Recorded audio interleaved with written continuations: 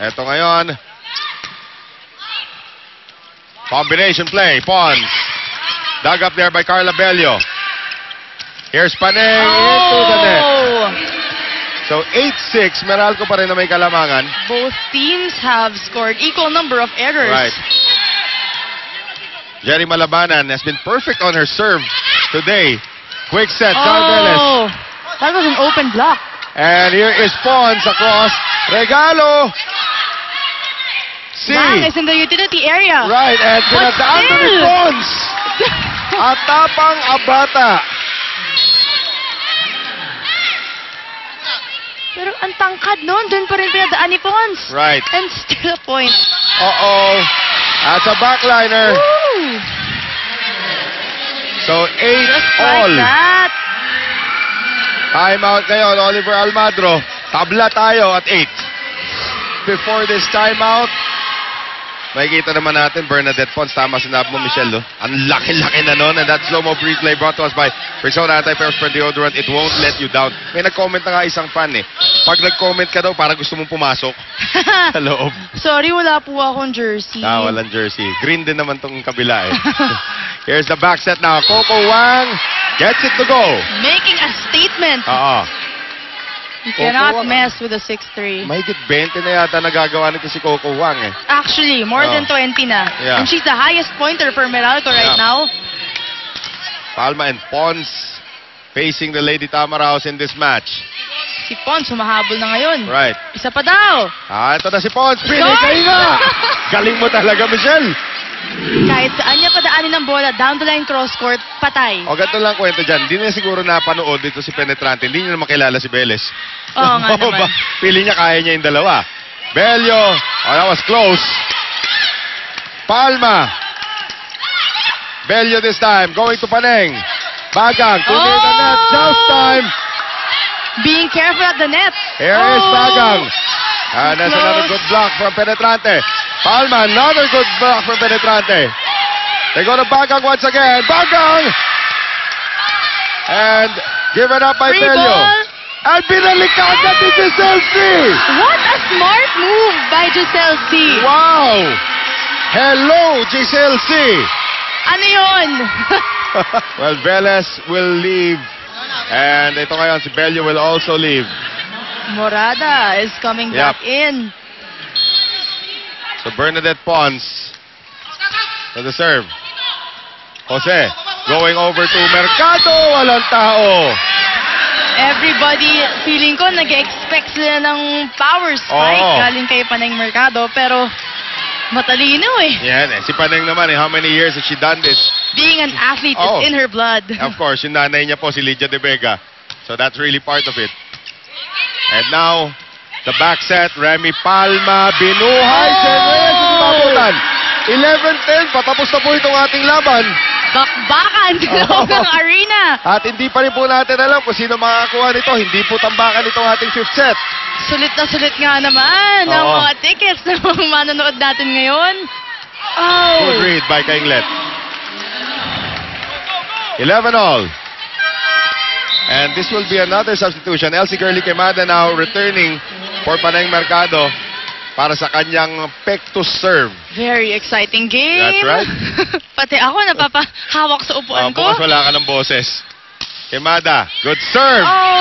Almost an ace. Here's Bagang. Dug up there by Quemada. Jose, back set.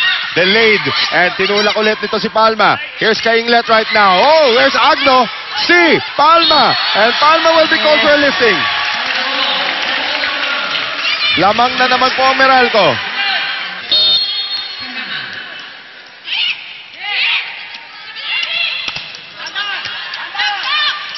Morada across. Kainglet.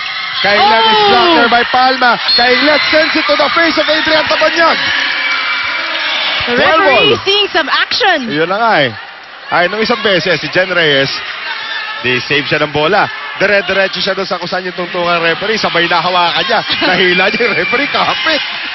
Kala mo, mahuhulog din yung referee. May instance naman na nahulog ang referee mula dyan sa... I don't know. You tell me. Ikaw yung matagal na naglalaro. I-research natin yan. 12 all. Here's Jose ngayon. And penetrante. Atake Wala from the kang masabi utility. sa defense ng bawat team. Oh! Michelle Bagang.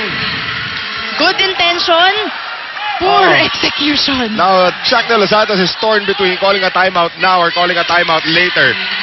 Tignan natin ngayon. One more, isa pang puntos dyan. Yeah. Timeout na si Coach Shaq. Either way, ano? Either way. Oh! Penetrante into the net! Napapahawak. 13 all! What will happen to this Grabe. game? Ito makulay na laban talaga ito. Ano? 13 all in the fifth set. Gusto ko makita ko sino tatapos ng larong to. Will it be Bagang with the serve? Will it be Pons in the front line or Phil Kainglet? Nice block there coming from Malabanan. Back set ngayon. Morada. Oh! Still kept alive. Walang free ball. Papaluin ni Pons ang bola. And Reyes. Jose. Going to Phil again. Kept alive by C.